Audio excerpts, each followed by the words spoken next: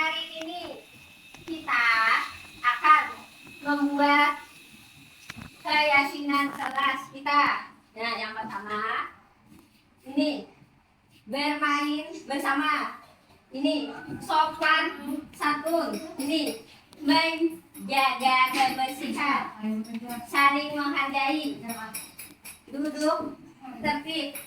Ini mengucapkan salam. Ini menaruh barang pada tempatnya. Jadi di sini ibu mau kalian memilih yang mana yang ingin kalian yakini untuk keyakinan kelas kita. Paham? Oke. Sekarang kalian gantian ya memilih. Ayo, satu. Oh iya, kamu dulu. Ya, satu. Oke. Nah, ini masih mana? Tempel. Bentar. Ayo. Tempel sini.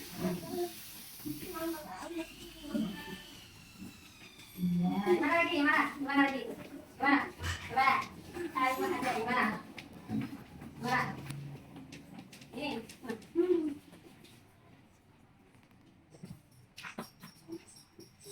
Iya, bagus. Duduk dulu. Sekarang, kira-kira yang mana? Yang mana? Iya, taruh di sini. Iya, yang mana lagi? Yang mana? Iya, menjaga kebersihan.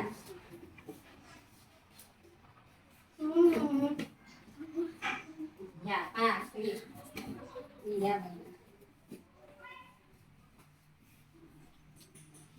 Ya, sekarang gimana?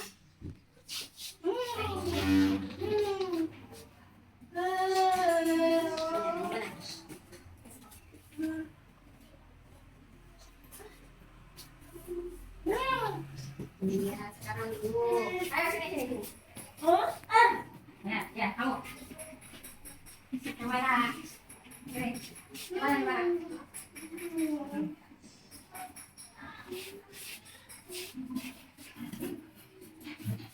Ya, mulai mana? Iya, nah bagus. Sopan santun biar ada. Oh, iya, nah bagus. Sini. Mana lagi? Ya. Iya, menjaga kebersihan.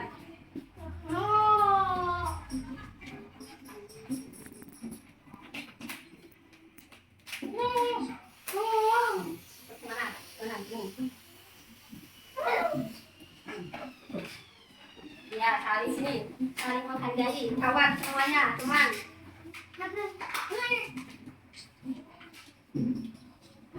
Ya. Oh, ya.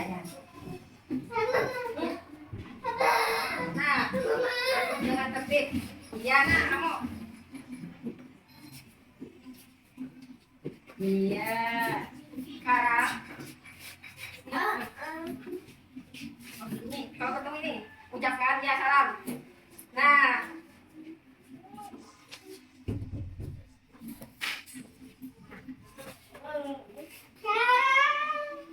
Oh iya, nah, habis mainan masukkan lagi barangnya. Ya. Nah, bagus. Nah, ya. Iya, sekarang duduk ke belakang. Ayo, Aris.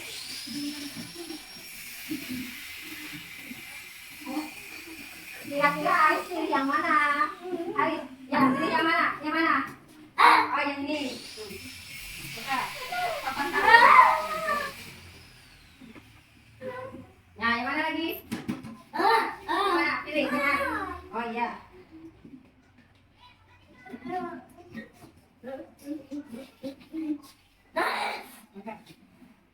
Iya, sekarang habis ini.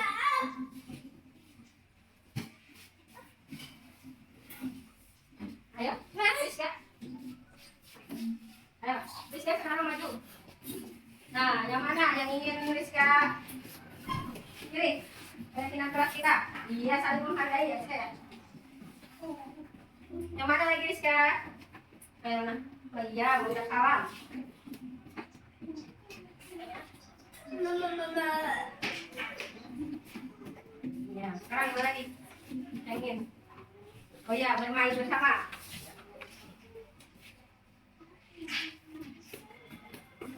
Iya, sekarang kita boleh duduk. Nah, sekarang Iqbal, ayo. Nah, yang mana? Yang Iqbal, yang ini kelas kita yang mana? Yang mau? Kamu mau?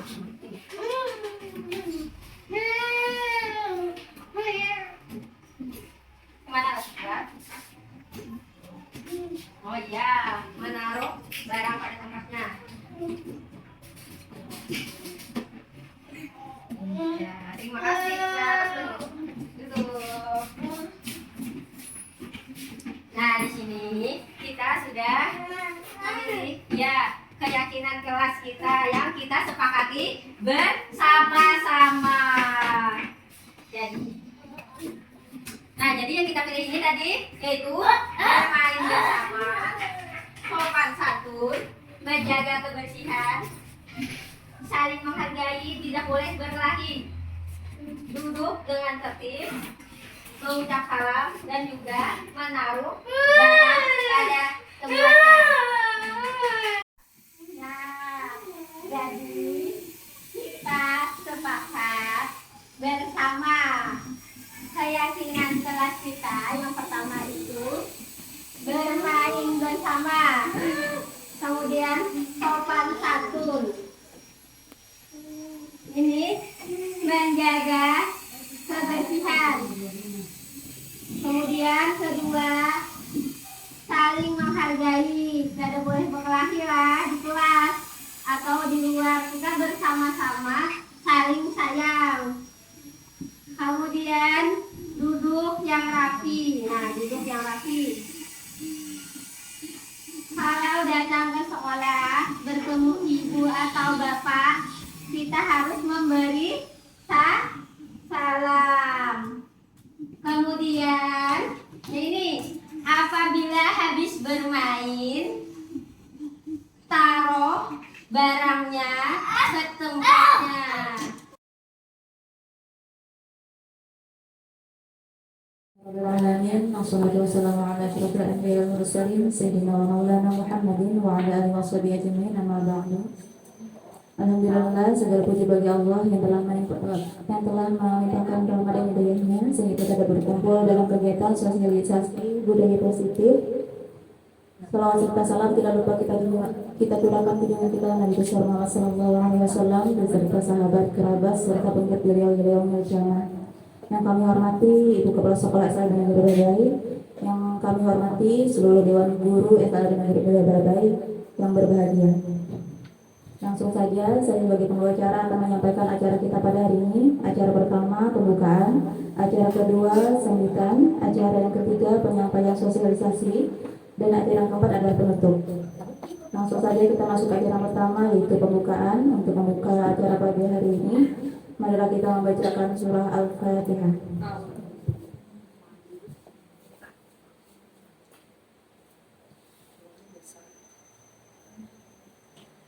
Selanjutnya, acara yang kedua itu sambutan yang akan disampaikan oleh Ibu Kepala Sekolah SLB Negeri Barabai kepada Ibu Sutrima SPD. Kami persilakan. Terima kasih Ibu Kaminasa yang telah memberi kesempatan pada saya. Yang saya hormati Bapak Wakil Kepala Sekolah Bapak Manca SPD, yang saya hormati Dewan Guru SLB Negeri Barabai. Pertama-tama marilah kita panjatkan puji syukur kehadirat Tuhan Yang Maha Esa, karena pada siang hari ini kita dapat berkumpul kembali untuk melaksanakan mendengarkan materi dari Ibu Siti Fatimah, yaitu tentang budaya positif. Pertama-tama saya ucapkan terima kasih Bu Fatimah yang mau berbagi ilmu yaitu tentang budaya positif. Di sini saya hanya berpesan mudah-mudahan dalam penyampaian materi Ibu Siti Fatimah kita dapat mengambil ilmu yaitu tentang budaya positif, apa aja yang termasuk budaya positif, latar-latar dari budaya positif.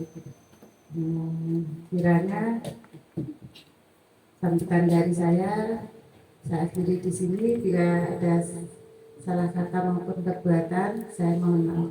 Wassalamualaikum warahmatullahi wabarakatuh.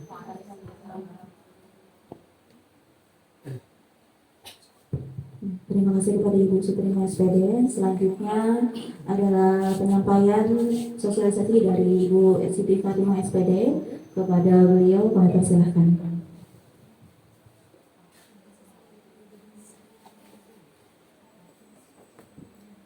Assalamualaikum warahmatullahi wabarakatuh. Terima kasih kepada teman-teman serta Ibu Kepala Sekolah yang telah memberikan waktunya kepada saya untuk menyampaikan sosialisasi saya tentang budaya positif. Sebelumnya saya di sini bukannya merasa hebat atau apa ya kalau saya di depan ini, karena di sini saya untuk memenuhi kebutuhan tugas pendidikan saya guru penggerak, yaitu sosialisasi tentang budaya positif.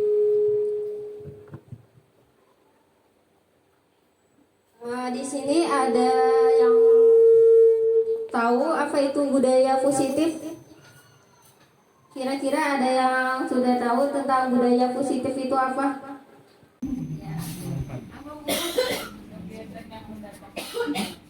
Ya, bisa. Kebiasaan yang mendatangkan manfaat.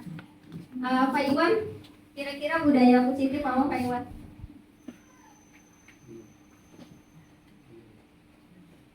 Terima kasih Ibu Fatimah. Mungkin budaya positif di mana hal-hal yang berkaitan untuk meningkatkan peserta didik kita dapat kita terapkan. Seperti contohnya kedisiplinan anak, mungkin membuang sampah dan sebagainya.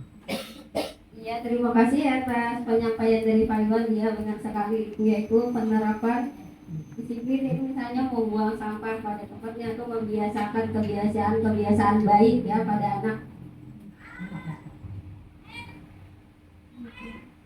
Nah, di sini saya ada pertanyaan pemantik. Apakah Bapak Ibu setuju atau tidak hukuman dapat mendisiplinkan anak?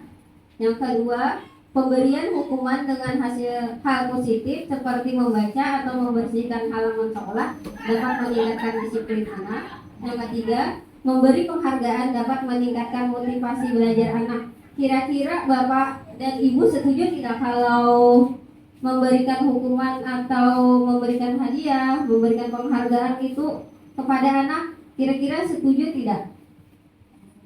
Dapat mendisiplinkan anak. Kira-kira setuju tidak Bu Sarah? Setuju kalau untuk penghargaan. Ya, Ibu Sarah setuju ya kalau untuk penghargaan. Baiklah, kita teruskan dulu ya ke materi selanjutnya.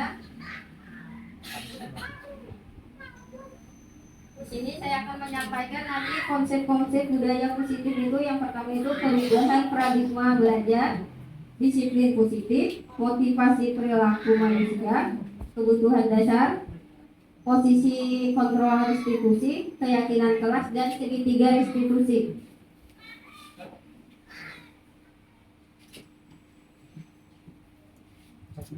Perubahan paradigma belajar.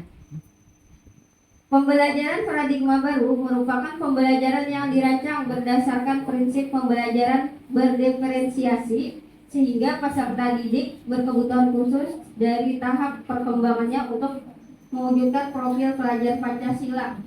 Nah, di sini kita pembelajaran itu diharapkan dapat berdiferensiasi, yaitu dapat menyesuaikan dengan kebutuhan anak agar bisa mencapai yaitu profil pelajar Pancasila yang kita harapkan ke depannya nanti.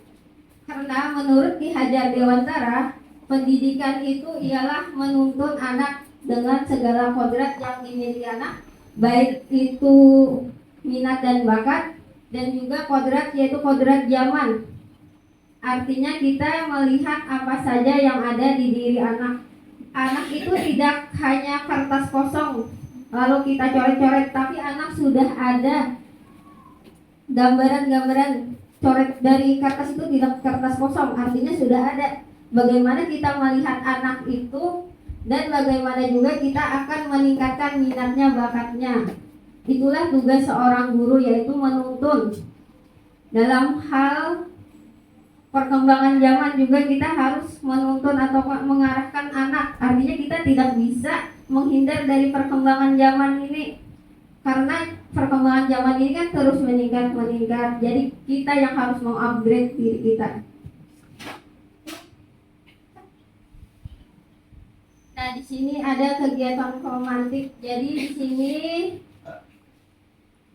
ibu-ibu atau bapak-bapak, saya minta untuk Anda dan teman Anda melakukan kegiatan cobalah buka. Coba A-nya itu Anda, kemudian B-nya itu teman di sebelah Anda. Bayangkan di tangan sebelah Anda itu Anda menyimpan hal yang paling berharga di tangan Anda. Yang berharga di dalam kepala tangan Anda. Anda perlu menjaga benda tersebut sekuat tenaga Anda, karena begitu pentingnya bagi kehidupan Anda.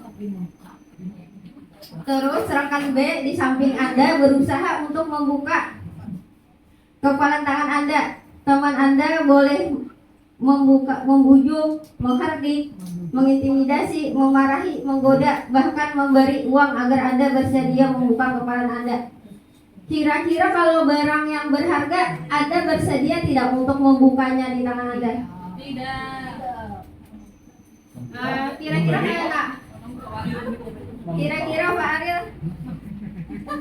Kira-kira kalau hal yang berharga di tangan Anda? Harta yang paling berharga, misalnya keluarga.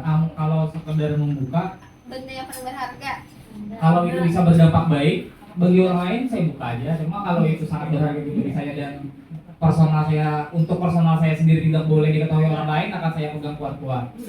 Tapi kalau itu bermanfaat, maka akan saya bagikan kepada orang yang ingin mendapatkan manfaat yang sama untuk mereka. Terima kasih. Iya, tepuk tangan dulu buat saya.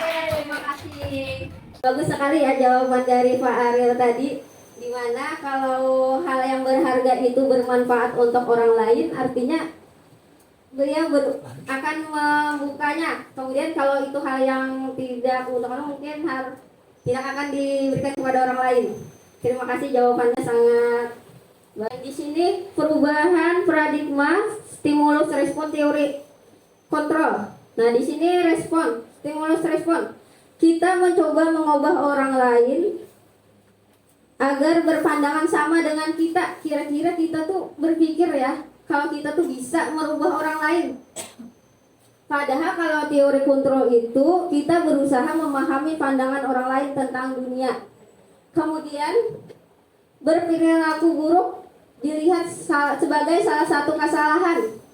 Kalau pandangan teori kontrol, semua perilaku itu memiliki tujuan. Kemudian orang lain bisa mengontrol saya. Kalau menurut teori kontrol, hanya Anda yang bisa mengontrol diri Anda. Kira-kira setuju ada? Kalau yang hanya bisa mengontrol diri kita ini diri kita sendiri. Kemudian pemaksaan ada pada saat bujukan gagal. Kalau kolaborasi dan sensus menciptakan pilihan-pilihan baru. Model berpikir menang kalah. Kalau teori kontrol itu model berpikirnya menang-menang.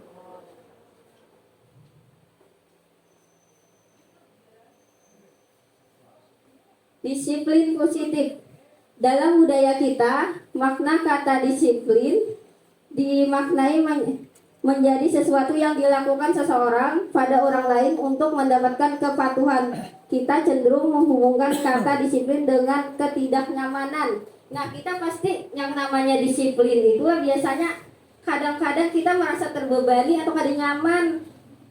Karena disiplin itu terkadang kita kayak mengatur kita tuh. Nah, misalkan kita harus datang tepat waktu.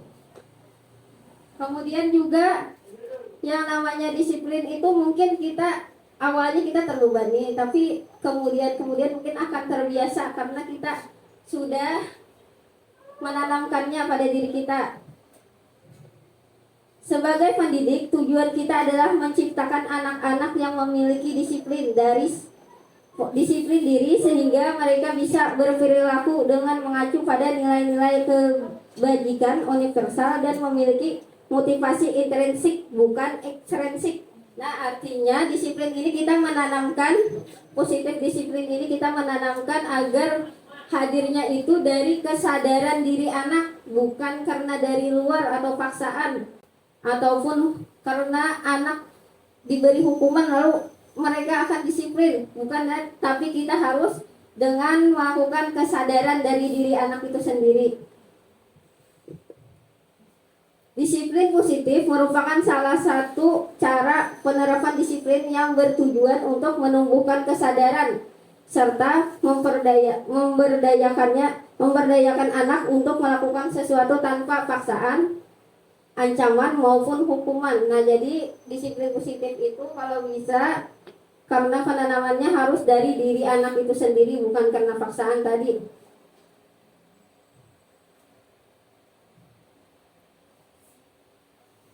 Motivasi perilaku manusia. Motivasi merupakan dorongan yang timbul pada diri seseorang secara sadar atau tidak sadar untuk melakukan sesuatu tindakan dengan tujuan tertentu. Nah, motivasi ini juga ada tujuan-tujuan tertentu. Yang pertama itu menghindari ketidaknyamanan hukuman. Kemudian mendapatkan imbalan atau penghargaan. Selanjutnya menghargai nilai-nilai kebijakan dari diri. Nah, menghindari ketidaknyamanan ini, hukuman ini murid melakukan disiplin karena ia takut dihukum. Nah, ini tadilah karena takut dihukum lalu anak patuh. Karena ini masih faktor dari luar atau ekstrinsik. Mendapatkan imbalan atau penghargaan. Murid melakukan disiplin diri karena ia ingin mendapatkan imbalan. Artinya bukan dari kesadarannya seorang, bukan dari kesadaran dari murid. Kemudian menghargai nilai-nilai kebajikan diri sendiri. Nah, ini kalau ini sudah faktor dari dalam karena inya menghargai dirinya sendiri lalu muncullah kesadaran itu dari diri anak itu sendiri.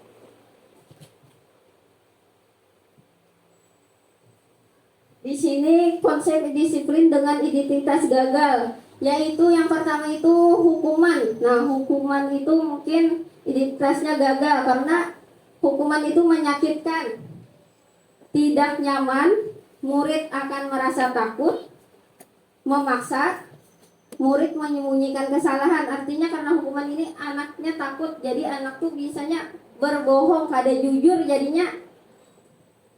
Kemudian penghargaan ini juga tidak efektif, merusak hubungan. Karena biasanya kan kita memberikan penghargaan itu kepada anak yang mampu saja menjawab. Misalkan kita memberi pertanyaan, anak satu kali bisa, kira-kira anak di samping tuh behiri kada yuk? Kira-kira Bu? Behiri kada Bu misalnya? Ya ada kesenjangan ya tadi. Nah, artinya tidak efektif. Artinya di sini disiplin dengan identitas gagal. Kemudian mematikan kreativitas. Artinya kada semangat lagi. Misalnya kada dapat karena itu tadi dampaknya. Menghukum dengan sistem ranking. Nah, ranking juga sebetulnya ranking ini juga mematikan, kurang baik juga ya buat disiplin anak. Kemudian merampas hak anak menghargai dirinya sendiri. Artinya anak ada menghargai dirinya karena itu tadi, karena penghargaan kan mungkinnya ada bahiri lawan orang yang karena kadang kalau menyamaratakan tadi kita konsep disiplin dengan identitas toksis. Nah, ini konsekuensi penguatan jangka pendek, kemudian ya pendek, maaf, perlu monitoring berkelanjutan. Artinya terus menerus kita lihat ya. Kemudian stimulus respon tadi. Kemudian murid menghormati peraturan. Nah, ini karena ada disiplin tadi. Kemudian karena otomatis kita menciptakan disiplin itu pasti ada konsekuensinya. Misalnya anak bila datang terlambat, kita karena sudah ada kesepakatan, artinya ada sebab akibatnya ya. Misalnya anak terlambat, kita udah mengulahi kesepakatan. Kehilangan waktu untuk merenungi kesalahannya. Nah, di sini restitusi. Nah, kalau restitusi ini murid bertanggung jawab untuk perilakunya. Kemudian fokus pada pemecahan masalah jangka panjang. Kemudian murid menghormati diri dan orang lain. Teori kontrol dirinya yang memegang kontrol. Kemudian murid bersemangat memperbaiki kesalahannya. Nah, kalau restitusi ini juga sangat disarankan untuk dilakukan karena di sini akan mengajak murid itu bertanggung jawab, mandiri, menghormati dirinya sendiri dan orang lain. Murid bersemangat memperbaiki kesalahannya. Kemudian di sini akan keyakinan kelas. Nah, keyakinan kelas, mengapa tidak peraturan saja? Mengapa harus keyakinan kelas? Mengapa kita memiliki peraturan tentang menggunakan helm pada saat berkendara roda 2? Mengapa kita memiliki peraturan tentang penggunaan masker dan mencuci tangan setiap saat? Nah, di sini untuk mendukung motivasi intrinsik anak kembali ke nilai-nilai keyakinan lebih menggerakkan seorang dibandingkan mengikuti serangkaian peraturan-peraturan.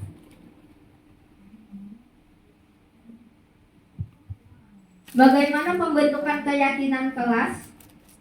Nah, di sini keyakinan kelas itu lebih abstrak dari peraturan, berupa pernyataan universal, dibuat dalam bentuk positif, sedikit saja agar mudah diingat, artinya kata-katanya tidak panjang, sesuai dengan kondisi kelas sekolah agar mudah diterapkan.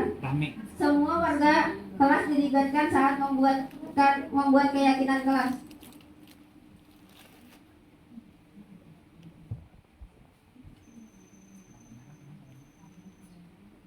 Nah, di sini ada perbedaan peraturan dan keyakinan kelas. Kalau peraturan kelas ini, contohnya di sini, selalu kembalikan buku ke tempatnya.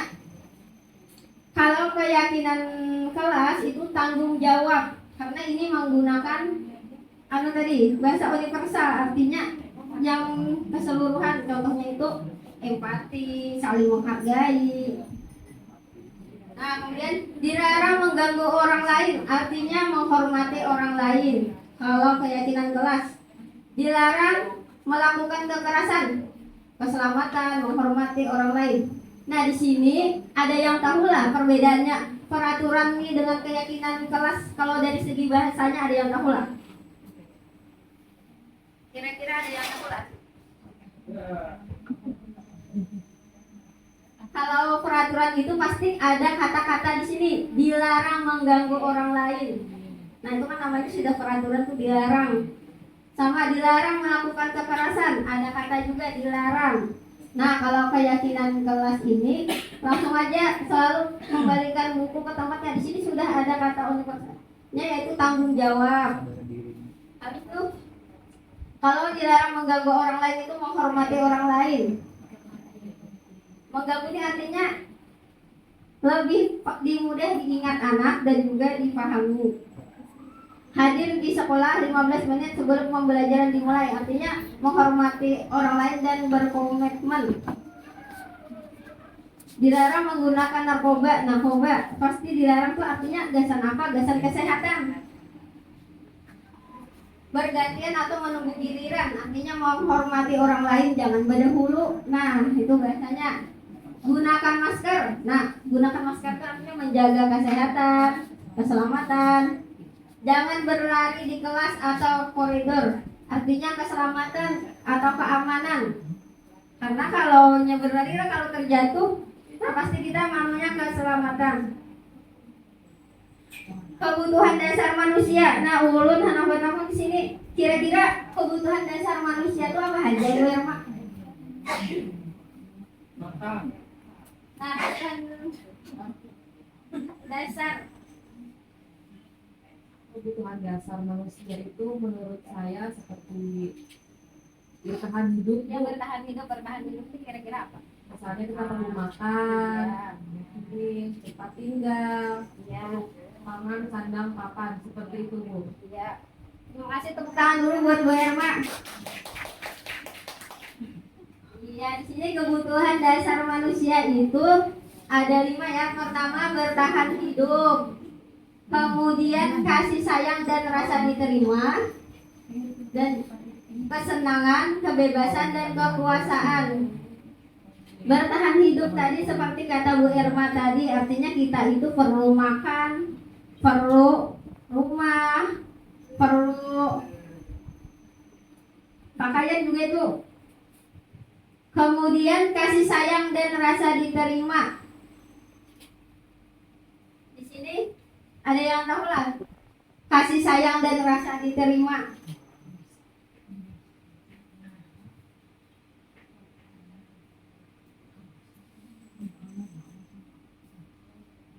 Iya, terima kasih Bu Fatimah. Untuk kasih sayang dan rasa diterima itu lebih condong mungkin ke perasaannya Bu Fat. Nah, jadi kita sebagai manusia tidak boleh menjudge seseorang dan menghakimi seseorang dengan perkataan kita. Nah, jadi sebelum kita bertindak, kita harus berpikir terlebih dahulu bagaimana tindak lanjutnya. Ya, terima kasih Bu Fat. Ya, terima kasih atas jawaban Pak Iwan.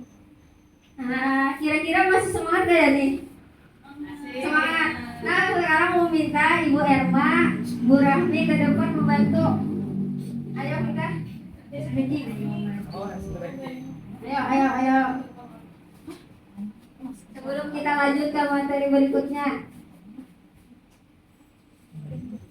Udah ada pertanyaan atau tanggapan atau bisa? Ayo ibu-ibu, bapak-bapak, semangatnya mana lagi nih? Masih banyak materi-materi yang akan disampaikan oleh Ibu Fatimah. Hari ini sebelum memulai lagi kegiatan, kita akan melakukan ice breaking.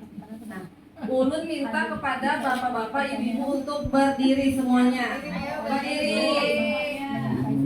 Ini ulun ajari dulu sebelumnya. Kita akan melakukan tepuk apa kabar. Bila misalnya ulun sebut tepuk apa kabar, tepuknya 3 kali.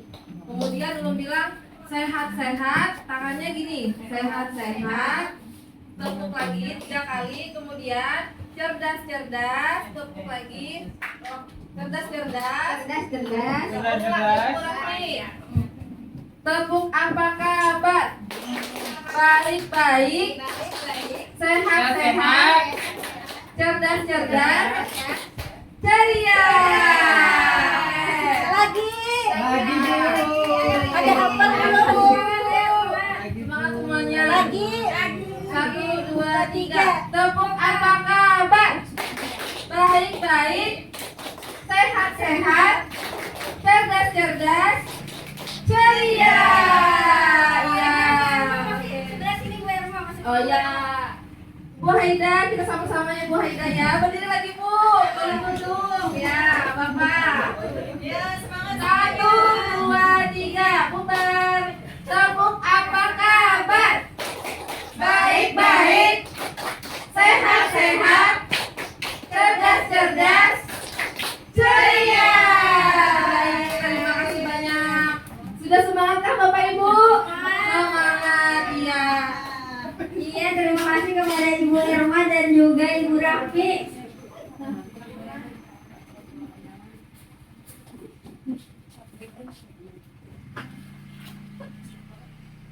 Iya, terima kasih ya.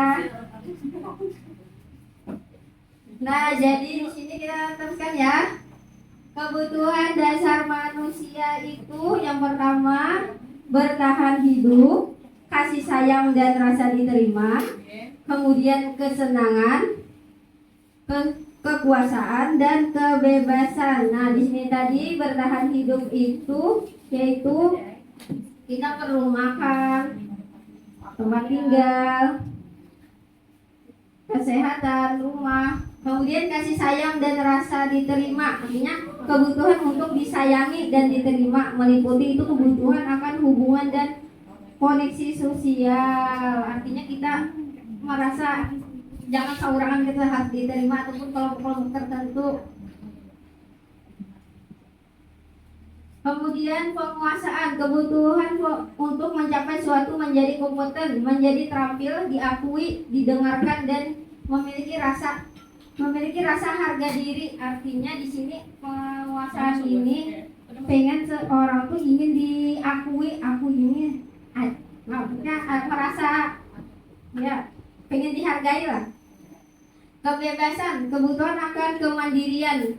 Kebebasan ini anak memiliki pilihan atau mampu mengendalikan arah hidup seseorang. Kemudian kesenangan, kebutuhan untuk mencari kesenangan ini contohnya itu tertawa, bermain. Nah, itu kebutuhan kita juga untuk kesenangan.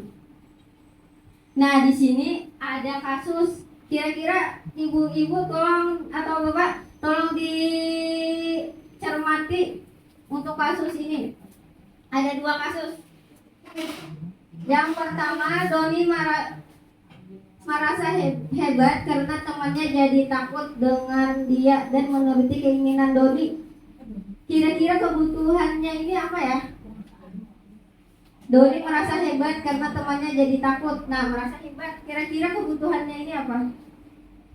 Apakah kasih sayang dan rasa diterima? Apakah penguasaan, kebebasan, kesenangan? Kira-kira? Ya, Bu Mila bisa? Ayo, Bu Mila. Kira-kira Doni merasa hebat karena temannya jadi takut dengan dia dan menuruti keinginan Doni. Kira-kira apa ya?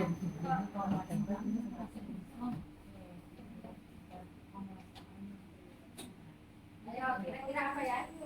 Kira-kira yang lain ada yang tahu kan? Ini ke Doninya atau ke temannya? Ini Doninya. Doni merasa hebat karena temannya jadi takut dan dia akan menuruti keinginan Doni. Kira-kira kebutuhannya ini apa kira-kira?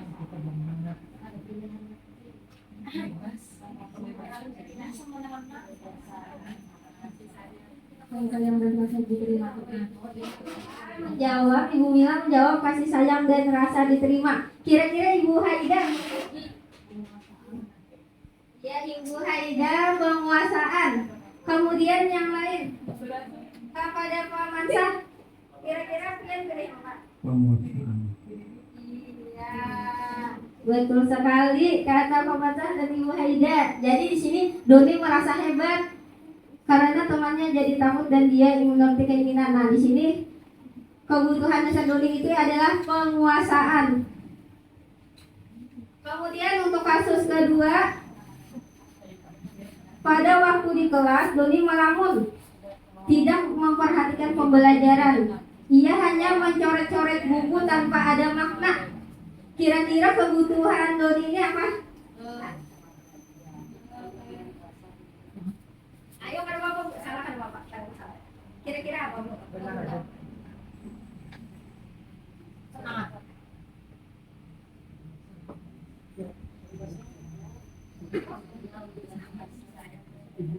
Semangat, Bu.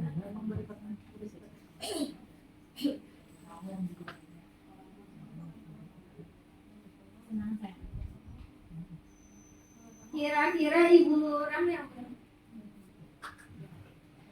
Menurut saya kebebasan Bu Fatimah, kebebasan karena dia mencoret-coret buku tanpa ada makna.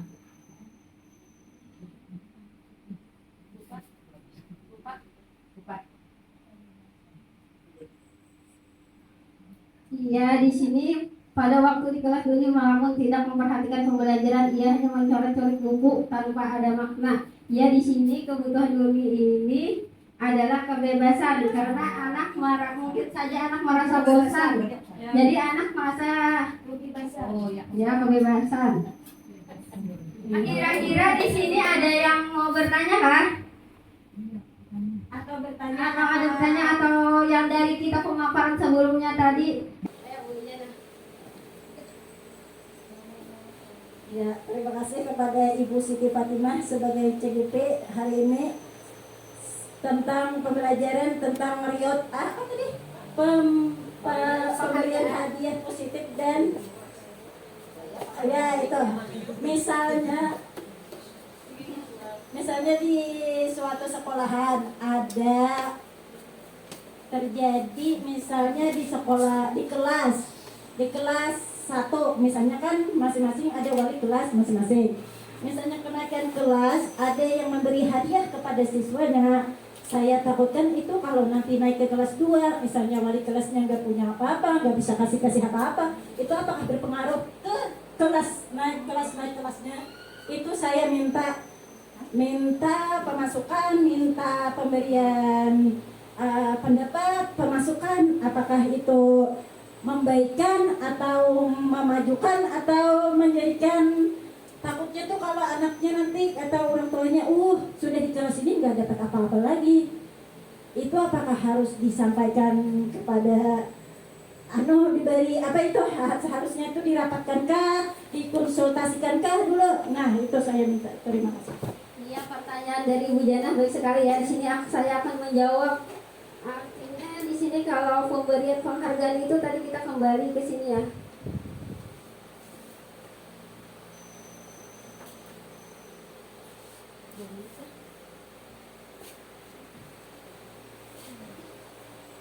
Nah, pemberian penghargaan itu sebetulnya berdampaknya itu tidak baik untuk anak kita atau berkelanjutannya.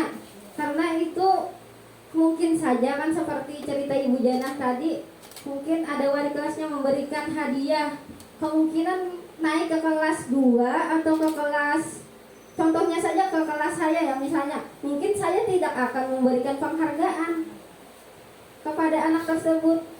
Nah, kemungkinan anak tersebut tidak termotivasi karena motivasinya tadi dapat hadiah itu karena ada sesuatu. Berarti anak itu tidak dari dalam dirinya atau dari luar. Sedangkan kita mengharapkan kesadaran itu datang dari dirinya sendiri. Jadi kalau menurut saya sebetulnya penghargaan itu berdampaknya merusak atau mematikan kreativitas, juga merusak hubungan. Habis itu tidak efektif, sangat tidak efektif karena ada kesenjangan tadi. Jadi menurut saya itu sangat tidak efektif atau tidak bisa meningkatkan kreativitas anak ataupun motivasi anak itu tidak hadirnya itu tidak dari dirinya tapi karena ada sesuatu lalu anak itu termotivasi. Kalau ditakutkan nanti kan kalau kan ibaratkan wali kelasnya itu tidak selalu itu, pasti anak muridnya naik lagi. Kemungkinan guru yang lain ada yang tidak bisa memberi hadiah kepada anak. Kira-kira motivasi anak tersebut tetap samakah atau berbeda? Kira-kira Bu Sarah?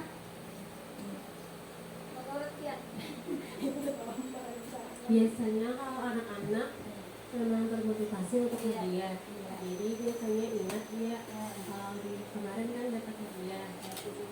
Mungkin kalau bentuknya penghargaan itu biasanya pujian, tapi semuanya dipuji, anak yang salah ataupun yang benar. Jadi tidak ada anak yang merasa benar tuh merasa menang sendiri. Biasanya kayak gitu di kelas. Terima kasih. Ya, terima kasih dari pemaparan Ibu Sarah juga. Di sini sebetulnya kita tidak bisa ya melakukan misalnya yang ini salah atau yang ini misalnya semua baik. Kalau kita tujuannya sebetulnya kan untuk mencerdaskan anak-anak. Artinya kita ini sebagai guru itu yaitu menuntun yang ada pada diri anak, baik itu dari kodrat alam maupun kodrat zaman. Jadi sebetulnya tidak ada yang salah kalau berpendapat bahwa penghargaan itu untuk meningkatkan motivasi anak, tidak ada yang salah juga. Cuman kalau baiknya itu tadi menghindari hal yang itu, karena kita mencari motivasi diri anak itu harus kesadaran dirinya, bukan karena ada sesuatu.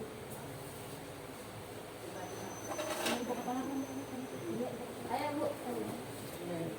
Mencoba ya menjawab. Mungkin bisa dengan cara, kalau saya biasanya penilaian saya kasih bintang, bintang di seandainya nilainya baik, bintang berapa, seandainya bintang 5 kah, bintangnya 4 kah, atau sekarang banyak yang kreativitas stepper, bisa tertawa, bisa senyum, bisa menangis. Itu aja. Terima kasih banyak atas komentar dari Ibu Kepala. Mungkin itu juga bisa jadi kita ambil atau kita terapkan juga di kelas.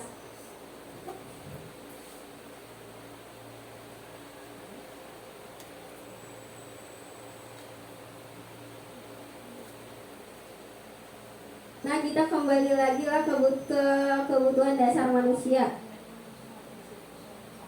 Nah, di sini kemudian ada kasus juga.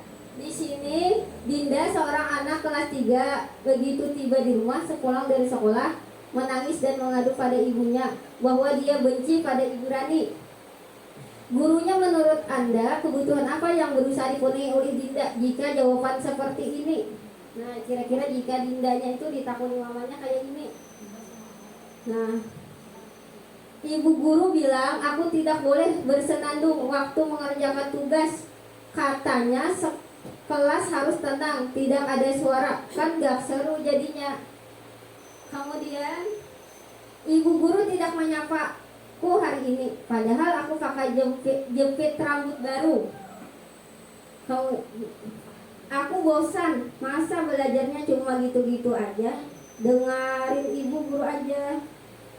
Aku sebel, gambarku tidak rapi, malah ibu guru menunjukin ke teman-temanku di depan kelas. Nah, kira-kira di sini ada yang tahu lah kebutuhan Dinda itu apa aja dari yang Bu Herma?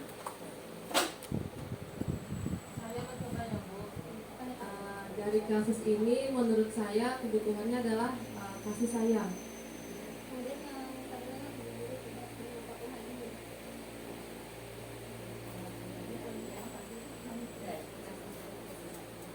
nomor pertama itu kasih sayang.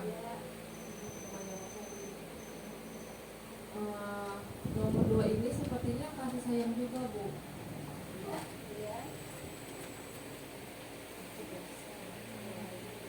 aku bosan, masa belajarnya cuma gitu-gitu aja, dengerin ibu guru aja. Kira-kira Menurut saya semuanya lebih mengarah ke kasih sayang Bu. Tidak ada jawaban lain. kalau ibu Rida, kira-kira apa Bu Rida? Kalau yang nomor 3 itu aku bosan itu bebas lah. Nah, Ibu Yuli,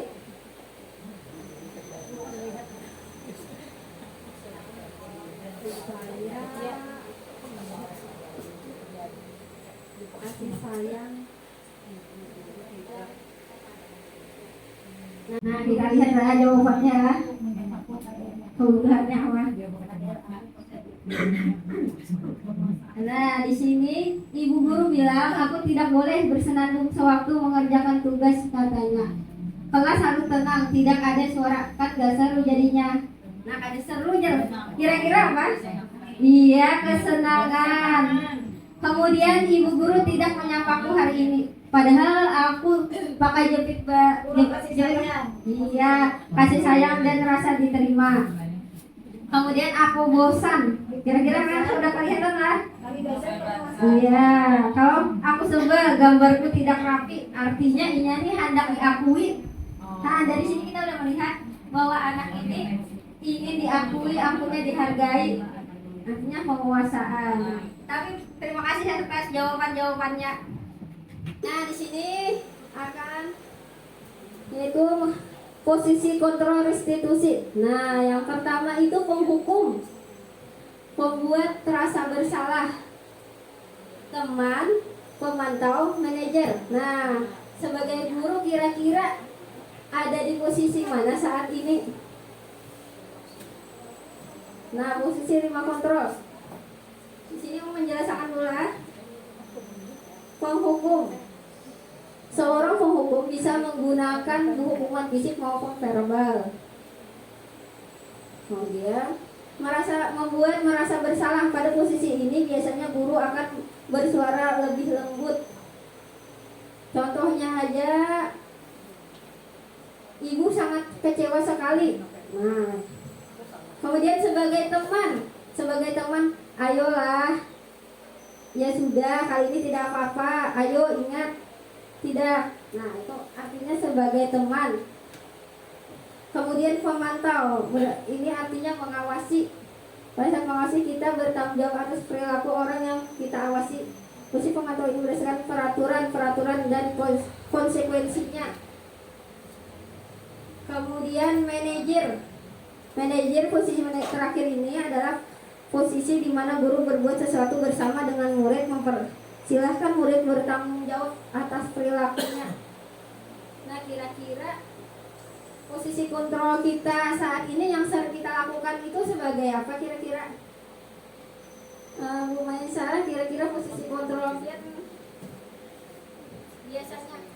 Kalau saya biasanya sebagai teman, pemerintah. Kalau untuk manajer belum maksimal. Ibu Rahmi, kira-kira posisi kontrol saat ini yang sering dilakukan itu sebagai apa? Kalau posisi kontrol untuk di kelas bisa dijadikan sebagai teman, manajer, pemantau juga bisa, Bu. Nah, kalau Pak Mansah kira-kira Pak Mansah? Kira-kira? Kalau saya saat ini sebagai teman kepada anak-anak. Pemantau. Teman. Ya, sebagai teman, karena keadaan yang seperti itu tidak bisa kita paksakan. Jadi kita hanya bisa menemani, kemudian bisa memantau keadaan mereka. Terima kasih. Kira-kira Ibu Aida posisi kontrolnya sebagai apa? Sebagai teman dari murid-murid untuk saling bertukar pendapat sebagai pemantau dan manajer.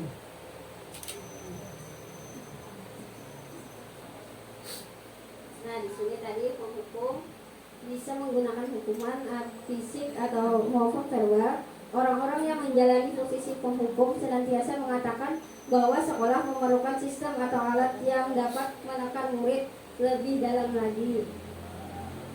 Guru-guru yang menerapkan posisi penghukum ini akan berkata, patuhilah aturan saya. Awas, kamu selalu saja salah. Pasti selalu yang terakhir selesai. Senantiasa percaya hanya ada satu cara agar pembelajaran bisa berhasil, yaitu cara dia.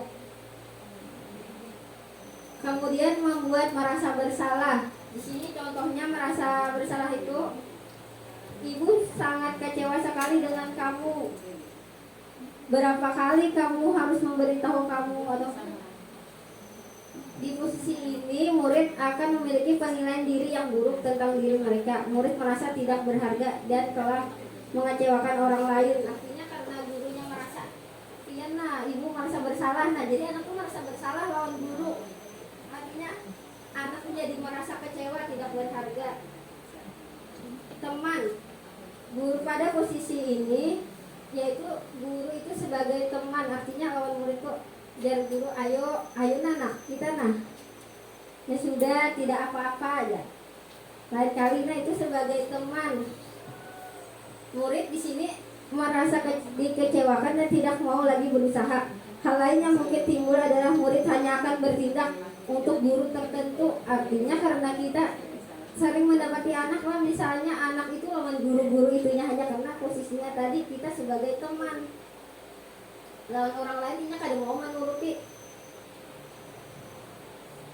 Murid akan tergantung pada guru tersebut. Nah, muridnya ini artinya kadang mandiri jadinya karena dalam hal sebagai teman.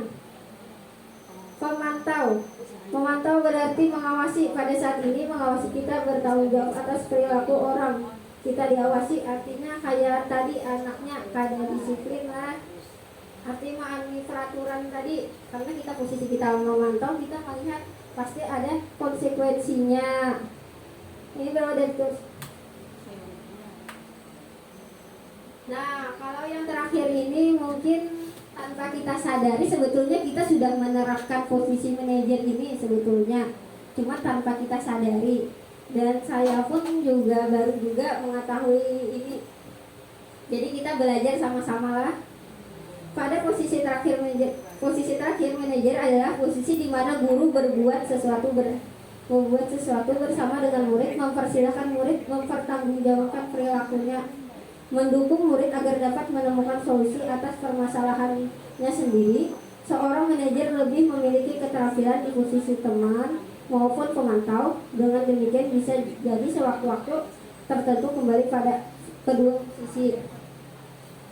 Manajer ini diajak untuk menekankan bukan untuk kemampuan membuat konsekuensi, namun dapat berkolaborasi dengan murid bagaimana memperbaiki kesalahan yang ada. Nah, karena kalau dari posisi manajer ini akan timbullah posisi restitusi 3, ya segitiga restitusi gitu saling ketemuan.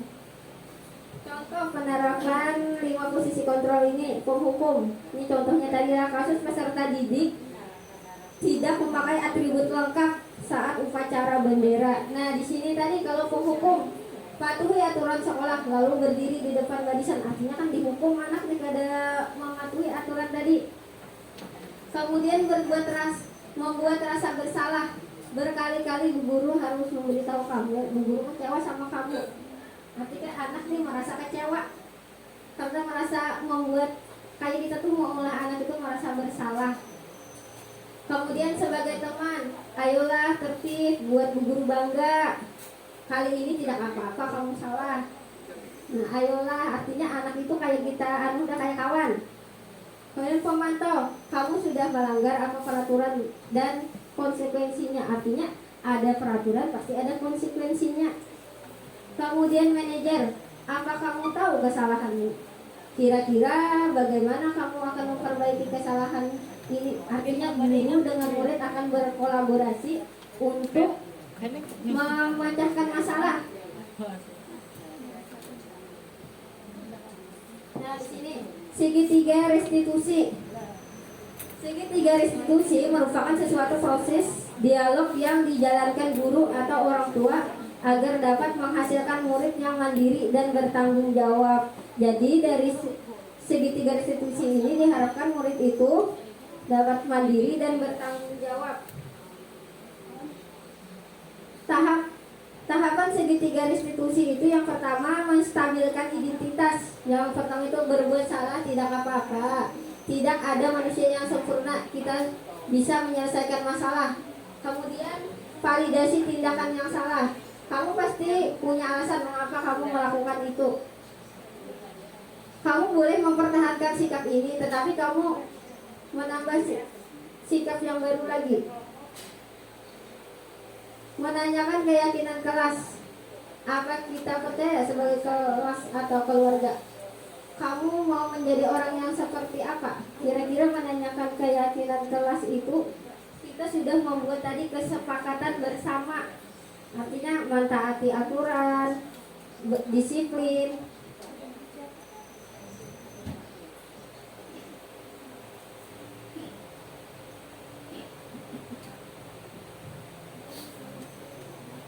Nah, di sini ulun minta berkelompok untuk kawan-kawan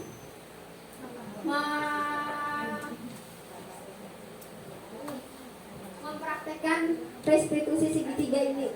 Di sini ada kasus yang pertama ini, siswa berkelahi saat jam pelajaran. Kemudian kasus kedua, siswa sering datang terlambat. Kita mau menggunakan segitiga.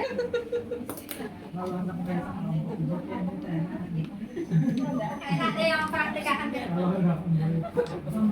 Ini Mbak Iwan ketuanya.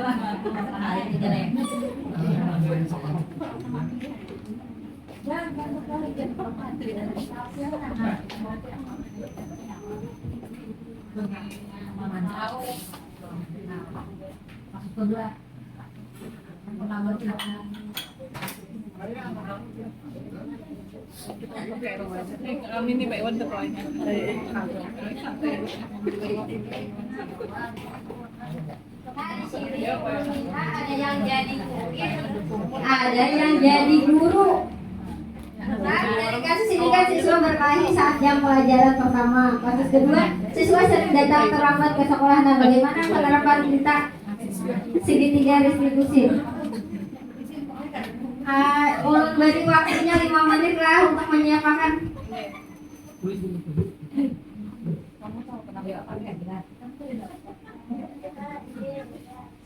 Anu dua ini bisa gabung sini. Lawan itu.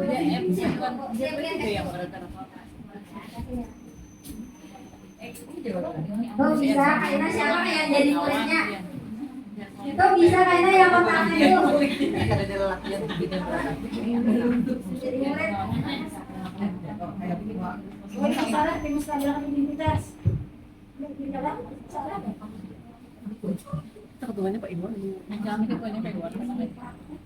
Kayaknya bila ada yang sudah selesai bisa kita praktekkan ke depan.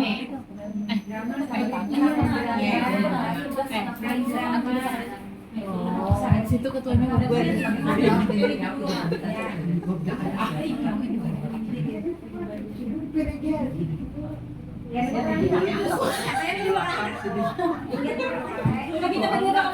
Kan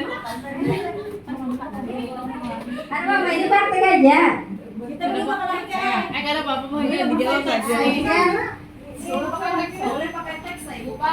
Iya bisa kan kita praktek aja. Ini lagi kami buat. Iya bukan bisa. Kelompok kita itu.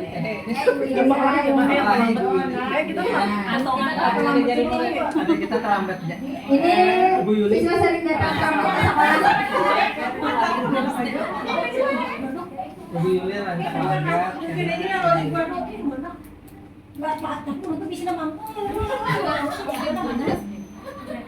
Yulinya datang lambat lagi.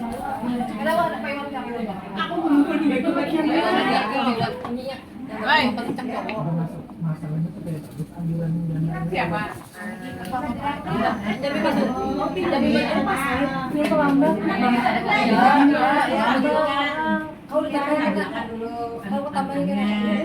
Ini belakang. Mana baju KBK aneh.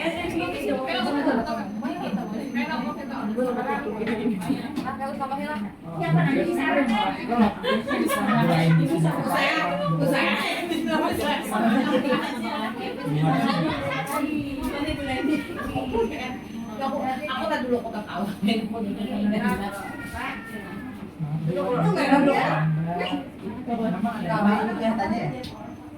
Kira-kira ada yang sudah siap kah? Bapak tolong sini lu minta pendapat. Masih semangat lah ibu-ibu.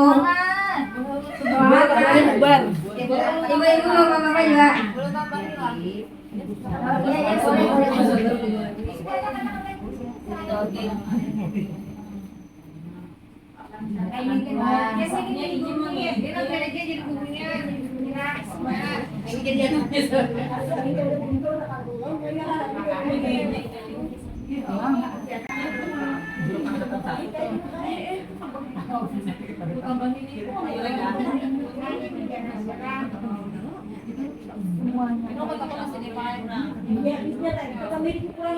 Jangan dikurangi.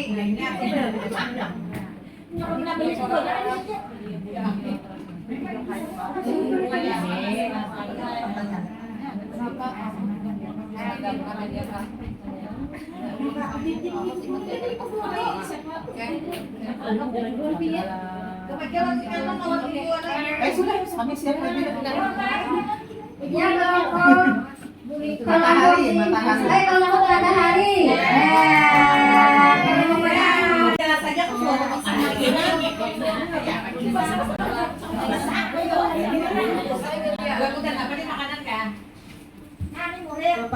Bapak dan Ibu, kami akan mempraktekkan di depan. Kamu tahu kenapa kamu dipanggil? Ibu, saya kaget dipanggil ibu. Saya tidak tahu bu kenapa. Di sini Ibu tidak ingin mencari siapa yang salah. Ibu ingin kita mencari solusi bersama, kan? Iya ibu, saya sadar tadi pagi saya datang terlambat ibu. Apa alasan kamu sering terlambat? Alasan saya terlambat, saya suka begadang ibu.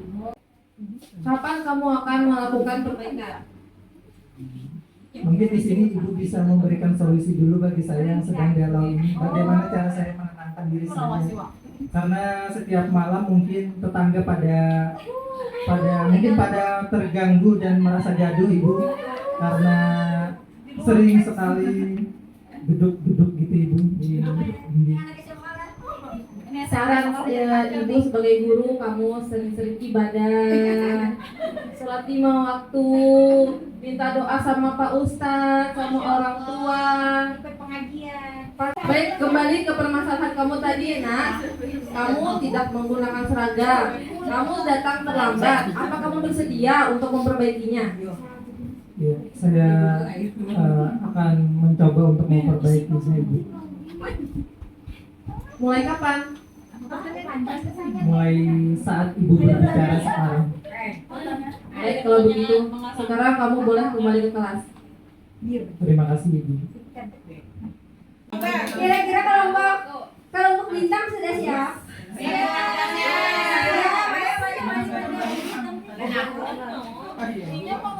Jangan direbut puji saya. Jangan direbut puji saya. Lihat Bu. Sarah, maju Sarah ke sini.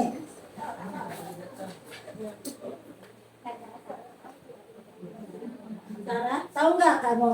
Ibu panggil kayak mari ke kantor. Sarah berkelahi Bu. Sama si Asma Bu. Dia yang ambil duluan Bu. Dia yang merebut Bu. Dia duluan saya.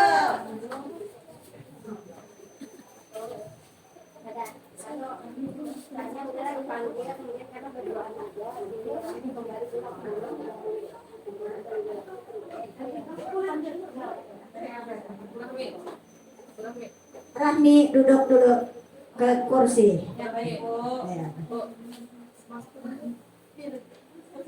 Kenapa jadi ibu panggil ke sini? Sarah? Iya Bu, duluan yang ambil mainan. Oh, Irma yang Rahmi, Asma yang mengambil mainan. Menurut Sarah, perbuatan Sarah tadi bagus apa tidak? Salah Bu. Karena Sarah yang memulai Bu. Ya, setiap orang pasti mempunyai kelebihan dan kekurangan. Pasti bisa melakukan kesalahan. Tidak ada di dunia ini yang sempurna. Ibu juga merasa banyak kekurangan. Sarah pasti punya alasan mengapa tadi melakukan. Karena Sarah ingin mainan itu Bu. Tapi Sarah akan memperbaikinya, tidak lagi mengambil mainan. Tapi mengambilnya dengan cara izin ya. Ingat nggak Sarah sama keyakinan kita di kelas ataupun di luar dari kelas ataupun di lingkungan masyarakat atau di lingkungan sekolah? Iya Bu, bahwa kita harus saling menghargai. Terus jangan berkelahi, jangan mengambil mainan ke teman. Lagi, jangan apa lagi? Saling menghormati, saling menghargai, saling menyayangi. Ingat ya Sarah. Apakah Sarah meyakini dengan keyakinan kelas kita tadi? Ya Bu, siap Bu. Apakah ya Sarah bersedia untuk memperbaikinya? Siap Bu. Dengan cara tidak mengulanginya lagi Bu. Dan meminta dengan izin. Dan meminta maaf kepada kami. Apa rencana Sarah untuk memperbaikinya bagaimana? Akan meminta maaf dan tidak mengulanginya lagi. Sekarang Sarah kembali ke kelas. Terima kasih Bu. Iya, sama-sama. Iya, terima kasih. Bagus sekali dari kelompok kita itu ya tentang penerapan segitiga restitusi. Penerapannya tadi yang pertama menstabilkan identitas, kemudian validasi tindakan yang salah dan menanyakan keyakinan kelas.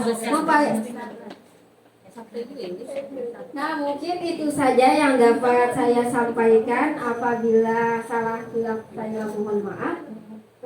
Karena tidak ada gading yang tak retak. Terima kasih. Semoga apa yang saya sampaikan ini dapat bermanfaat bagi ibu-ibu dan bapak-bapak sekalian, dan juga bisa menerapkannya di kelas. Kesimpulan dari sini, filosofi pemikiran Ki Hajar Dewantara, tujuan pendidikan adalah menuntun segala kodrat yang ada pada anak untuk mencapai keselamatan dan kebahagiaan yang setinggi-tingginya, baik sebagai manusia maupun sebagai anggota masyarakat.